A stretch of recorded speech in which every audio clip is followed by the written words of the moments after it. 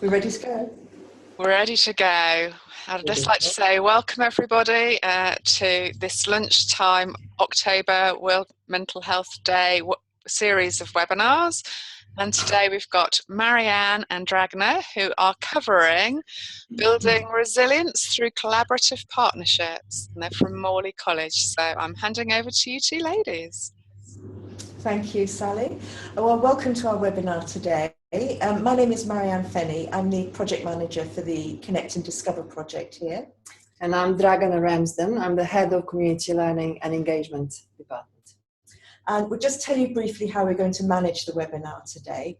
The main question we're trying to get you to help us answer is how do we position ourselves to sustain the community learning mental health work. And we're going to do that through a series of interviews with our partners, staff and students. And before we do that, Dragon is just going to give you a little bit of context. So we come from Morley College, and Morley College is an adult education college based in London, near Waterloo and Elephant and Castle. The college has been around for over 125 years. It started by giving penny lectures to working men and women, and that tradition and strategy has continued today. Nowadays, there are over 30,000 students in the college, and part of our work within the college through community learning and engagement is to work with adults who wouldn't necessarily be able to come to the college because of the range of difficulties or circumstances that they're facing. So we run classes in community venues, and we currently have over 80 partnerships. All our provision is responsive to needs and interests, so that means it's a constantly evolving curriculum. But what defines it is really our partnership work. It's working alongside and collaboratively with different organizations to complement one another and to understand what the needs of students are and then provide the courses that will meet those needs. So just within that context, we run a community learning mental health project, and I just kind of wanted to briefly touch on how it all started. Through that project, we have tried to address the fragmentation of local mental health services and work with a range of local partners, including the NHS and voluntary sector organizations, to address the local needs.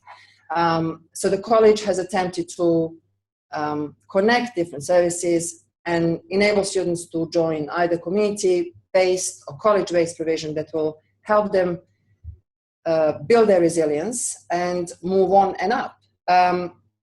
So that's the context of the project. So within that, I think we're trying to answer the question today about how we can sustain this work as a partnership. And we felt the best way to start is through what students say, what students feel the project brings. So we'll just play a video. Okay, so I need to share the screen. So what do I do here? Click on the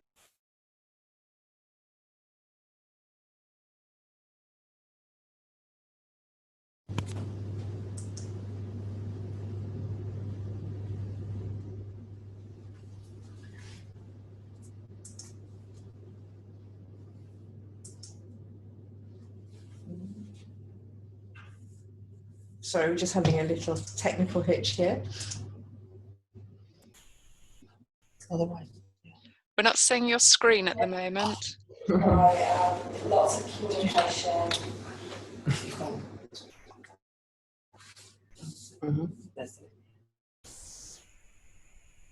No, it's not the right video. You've got to you have.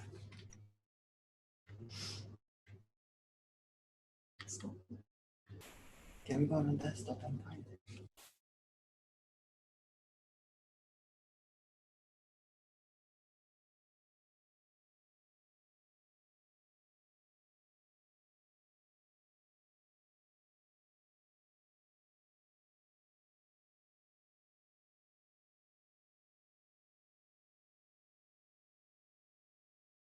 Technical hitch here. That's okay. That's okay. We're contemplating your question, the rest of us that are in the room, about how you're going to sustain your work through partnership. So we're all thinking out, we're all reflecting on that question. Good. And hopefully at the end of the webinar, we will have a chance to either discuss it verbally or through chats. Excellent.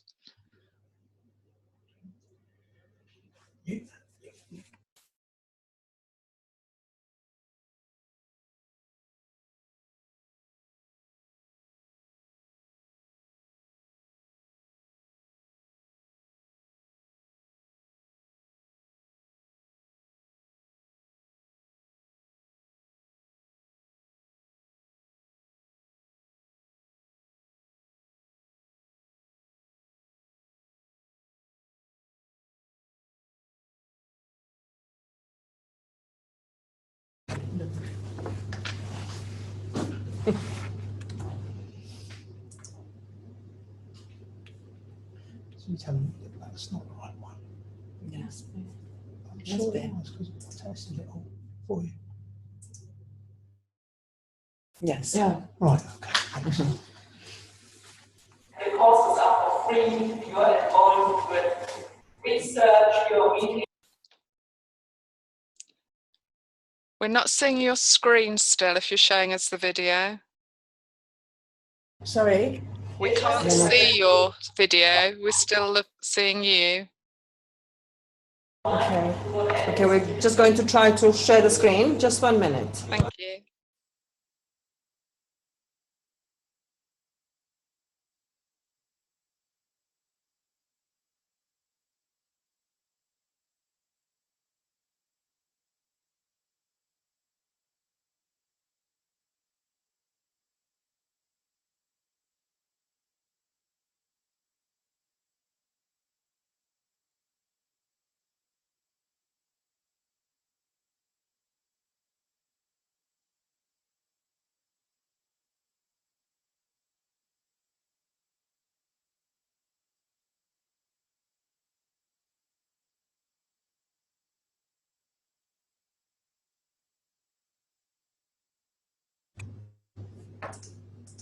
Hi, are you able to see the video now? No, we're still looking at the webcams. So if you go to the bottom of the screen and hit share screen. Yeah, There we go. we've selected desktop, but it's not wanting to play ball today. Okay, we may have to just send the videos. Ah, it's coming through now. Lovely. The courses are for free.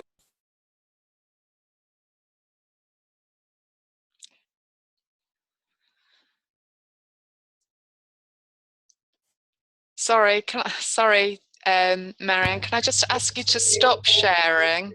Out of your isolation and hopefully open your mind to what else you can do. Okay, when you go back into start sharing, can you just make sure you check the sound from computer box in the bottom left-hand corner so that we can hear the video as well. That sounds good. So when you first, Screen share. Screen share. when you click the screen share, Share the sound. bottom share the sound. Thank you. Double click. Double click. Oh, Double click. Yep. Press play. oh, it's the wrong one.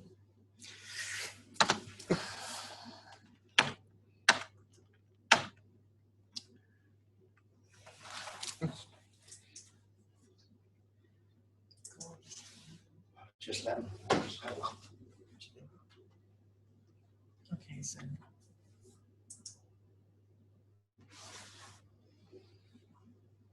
The courses are for free. You are involved with research. You are meeting other people with the same or similar issues. And it's just a great way to get you out of your isolation and hopefully open your mind to what else you can do.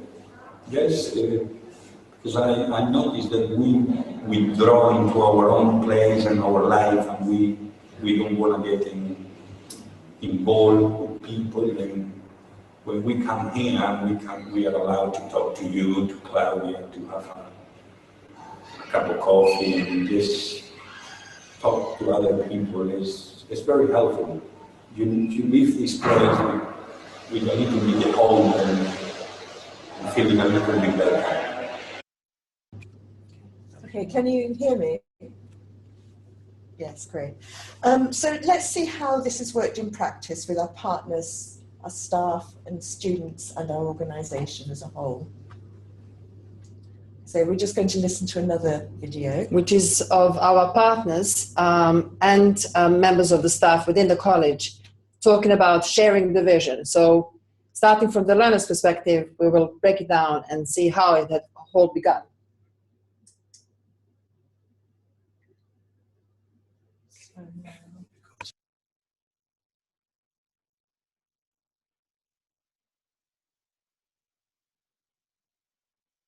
We made the partnership work by lots of communication, being involved at a very early stage in the development of the project, and looking at the resources that both organisations had in terms of the education options. We all work in our separate bubbles. Morley works in education primarily and learning. We work in emotional support and counselling, and if we can join up in sort of on an organisational level and then have cross referrals, I think it's really incredibly helpful. Slam, Cool Town Arts, and particularly perhaps the Dragon Cafe that we were able to welcome into the college on a regular basis. We had a really well-known mental health service, and through that partnership I think there's been really great benefits in having them around, because when we were trying to get students to join on the project and attract more and more people on it, I found it extremely helpful to be liaising with a professional who had a mental health background. It's given us an opportunity to share our resources and our skills and knowledge with a much bigger organisation, where there's been lots of reciprocal staff training, support, and I guess sharing the kind of that common vision of providing education for people who experience mental ill health. So just to summarize, you have been able to see our colleagues from Multi-Ethnic Counselling Service, Slum Recovery College, our mental health advisor working within the college on the project. And what we jointly feel is that through this organizational work, we have been able to build our own strength and our own skills and kind of become more resilient in dealing effectively with students with mental health difficulties. There have been challenges in the way, and you can see some on the screen at the minute. Working with different organizations obviously presents a challenge in terms of different organizational approaches and cultures and systems, and that certainly has been a challenge.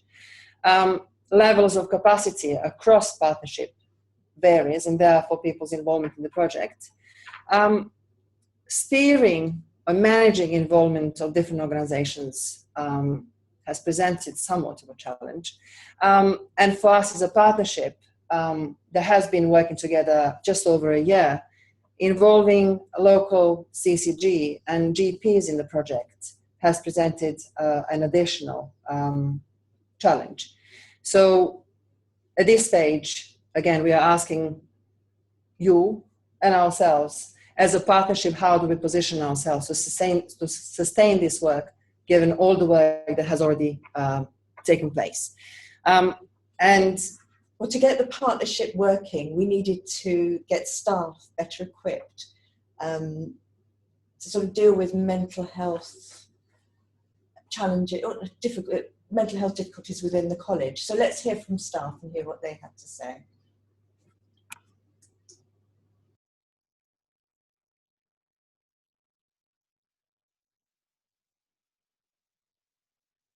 We ran 3 different sessions that were independent from each other to different levels of college staff. So people from all over the college could attend the sessions and select the ones that were most suited for them.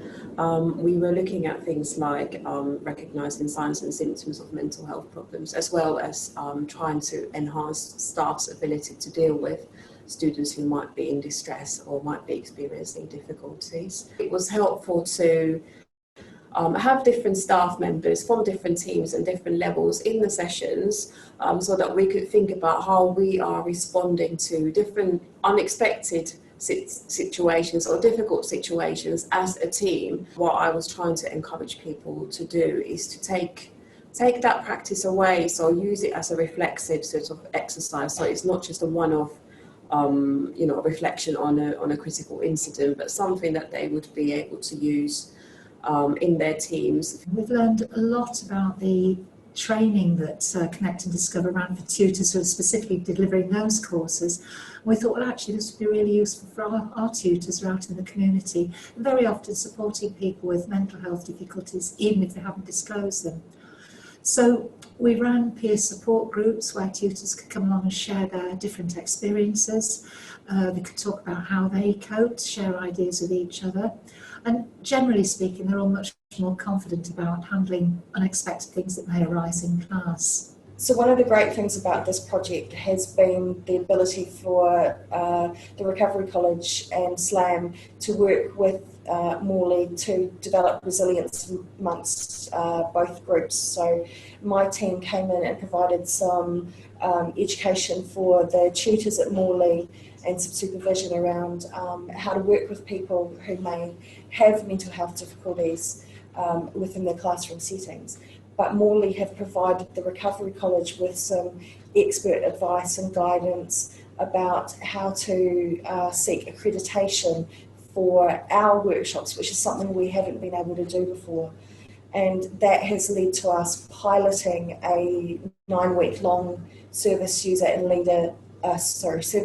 care and leadership course, which we will now pursue accreditation for. And we couldn't do that without Morley's support. No, you can go on the next slide.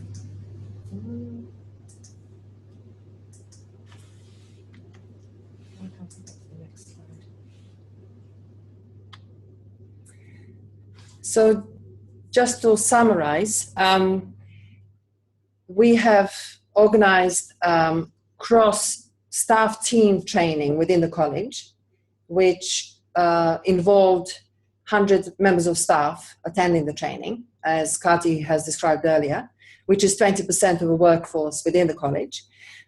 We have done some work with tutors on peer support in relation to supporting students with mental health difficulties. We have also supported each other. Different organizations have supported each other, as Kirsty has described the arrangement that we have had with SLAM Recovery College.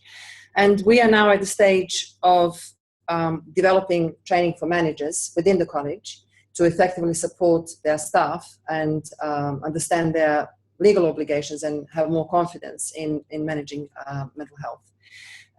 As well as considering possibilities of incorporating mental health first aid training for duty managers. But as you can see on the screen, the challenges that we have had, despite all the good work, is involving all staff. So we're talking about the organization that has over 500 employees, and certainly giving people enough opportunities to practice the skills that they have gained during the training. But that's certainly something that we are continuing to work on.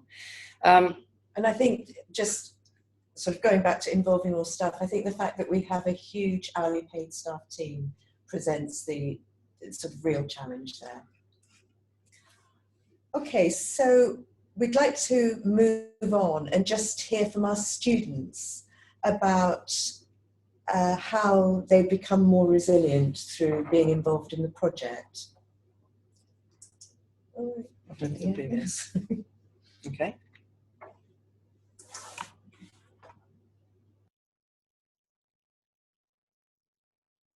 My name is Claudia, and I was referred to Connect and Discover by an NHS service. My name is Luis. I was referred by the National Health Service. I felt very isolated before I started, so I was very interested to find something where I could stretch myself a little bit, maybe learn something new. I was trying to get some help and some support. I had the opportunity to do the yoga class here, as well as some other workshops, some other short courses, and I found that very helpful. Everybody I met has been just so nice and so supportive, and yeah, I made a new friend. I discovered different people, different courses and different things I could do, and it has given me something to look forward to. So I can leave the home instead of staying at home. I can get out and do something to feel better with myself. Also the classes in how to deal with stress, how to deal with everyday problems, which it opened my mind to be more confident to deal with those things. Mm-hmm. Yeah. The one I benefited most from was the yoga course, because that is something I found most challenging, and that is where I had the greatest anxiety. Can I do it? And now at the end, I still can't put my big toe into the opposite ear, but it's, I feel more confident about what I can do, and I'm less afraid to put myself out there and try something new. It helped me to connect with other people, to talk to somebody, to have a coffee, to exchange experience, bad or good experience, to communicate with people. A little bit on what those students are doing now. One of the students is now volunteering for 2 different organisations twice a week, and previously it was a huge struggle for him to even come into college. Another of the students is enrolled on a number of Morley College courses, so that's completely outside the project, so she's continuing with her learning. And another of them is getting involved with the project through co-production. She's going to be involved in the top-up workshops. And so I think that's a kind of really great outcome, and really says a lot about how Connect and Discover has helped build student resilience. And the challenges, so back to our question about how we position ourselves to sustain this work. I mean, one of the challenges has been the very wide range of needs that students have had. And, you know, as an education provider, sort of thinking about what our boundaries are, where does it start, where does it finish, and how do we manage that? And then linked in with that, obviously, is managing the fragmentation of local services. And, you know, how do we sort of manage that fragmentation when we're trying to meet, you know, such a wide range of student needs? Okay, over to Gavin. And just a little reminder of kind of our starting point with this webinar. So as you can see on, you know, the question that we have tried to address is how do we position ourselves to sustain this work? And we looked at the sharing of the vision between partners. We looked at staff resilience or staff skills and contribution to this. Then we looked at students. And then the question that we ask ourselves here is, as far as our organization is concerned, we know that there is commitment and we know that we can influence our own organization. So in terms of changing the culture and embedding of this work effectively.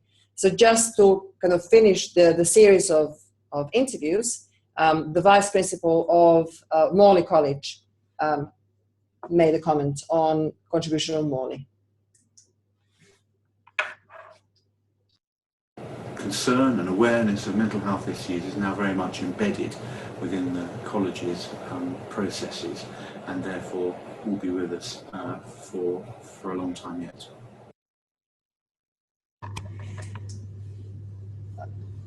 Well, thank you for listening. I hope you could hear all those sound bites well enough. Do you have any questions you'd like to ask us? Or any sort of thoughts on the question that we've posed? Can I just say, any participants, if you want to speak and you want to feedback to join in the discussion, you just need to unmute yourself, or if you don't have a microphone with you, you can just type your comments into the chat pane.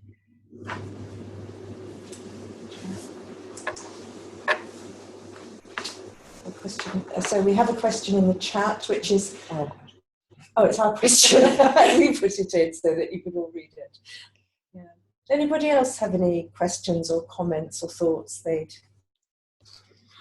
like to throw our way?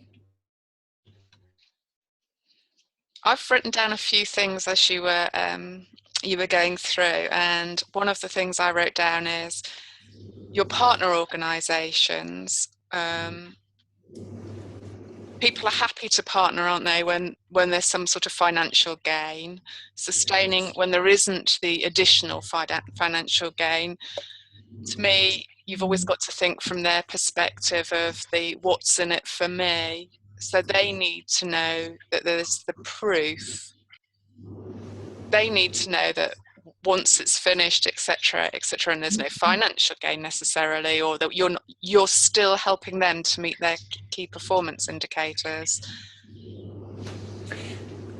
I just would like to comment that even in the project so far, there hasn't been financial gain. When it comes to partnerships, what actually connected us was shared interest to support the same group of people that we both work with, but in different capacities. So I think if we were able to sustain what we do and we sustain the vision, maybe that's what the answer is. The other thing that I wrote down was that you seem to be already doing the things that you need to do to sustain this. So you've done the staff involved in the project itself have received training about mental ill health and how to have those conversations with people. So your videos showed that, and you've said it as well. And then you've done a huge staff training across the college.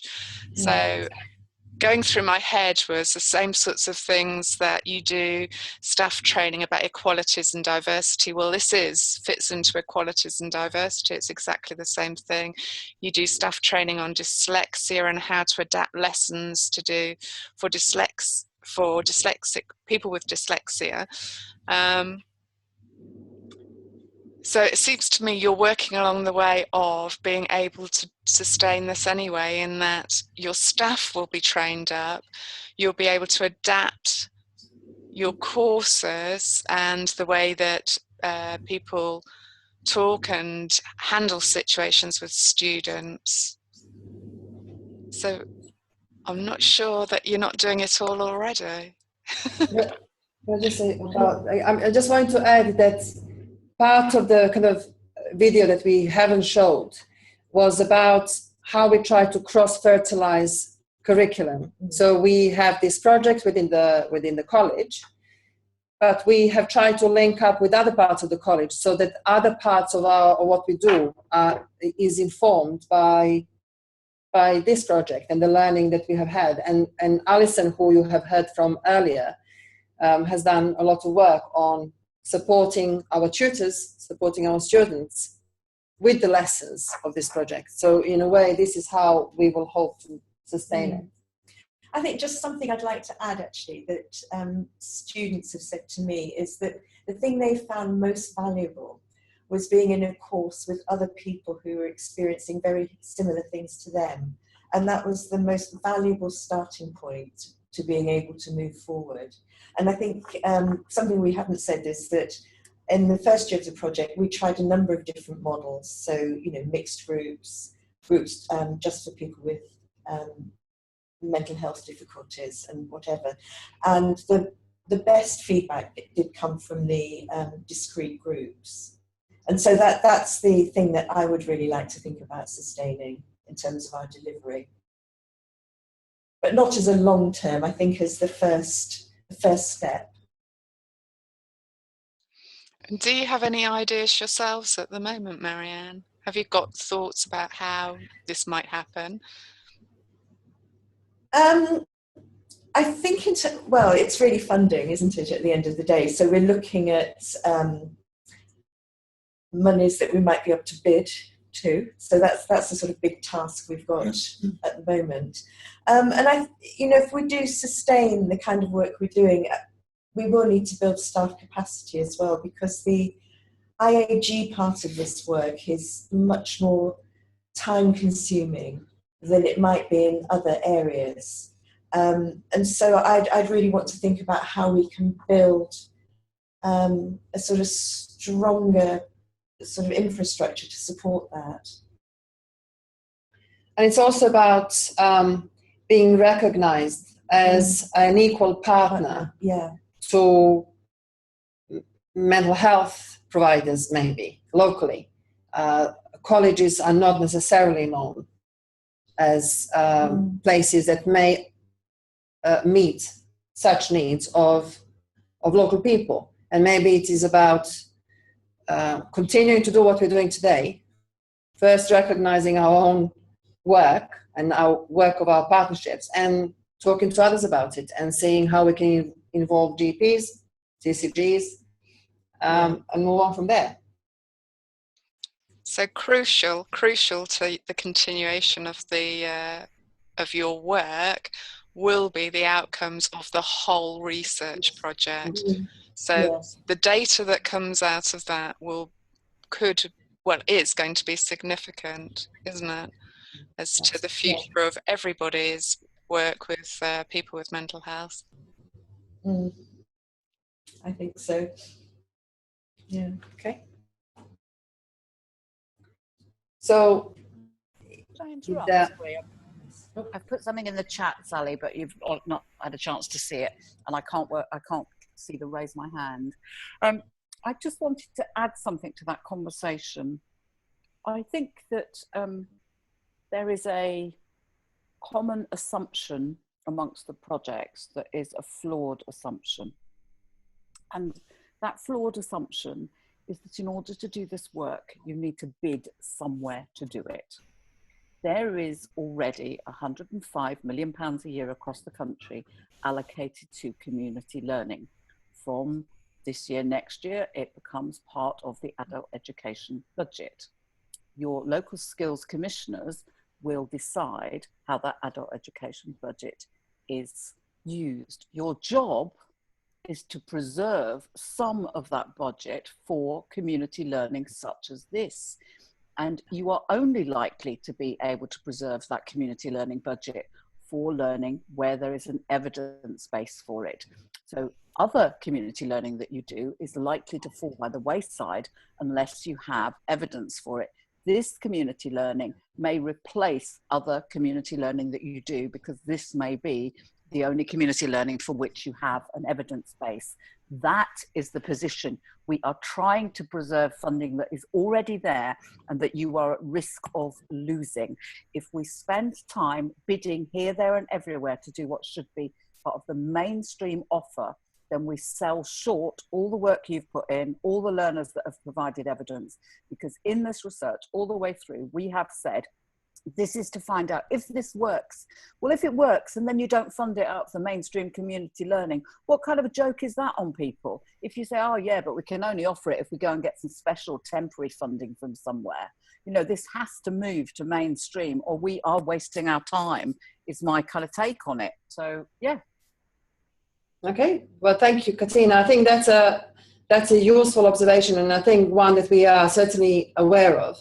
It is just a question that we were asking is, you know, keeping the volume of the work, given the other competing priorities that we have in the local borough related to employability, social exclusion, etc. But certainly if we are fighting to get all the evidence we need to keep the volume of the work the same that has been in the last urine a bit.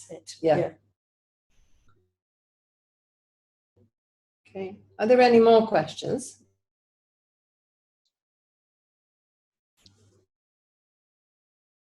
No? No. Okay, so perhaps that's where we'll end the webinar then. Well, thank you very much for joining us today, and enjoy the rest of the webinars for the rest of this month. Thank you, Marianne. Thank you, Dragana. Thank you, Morley College.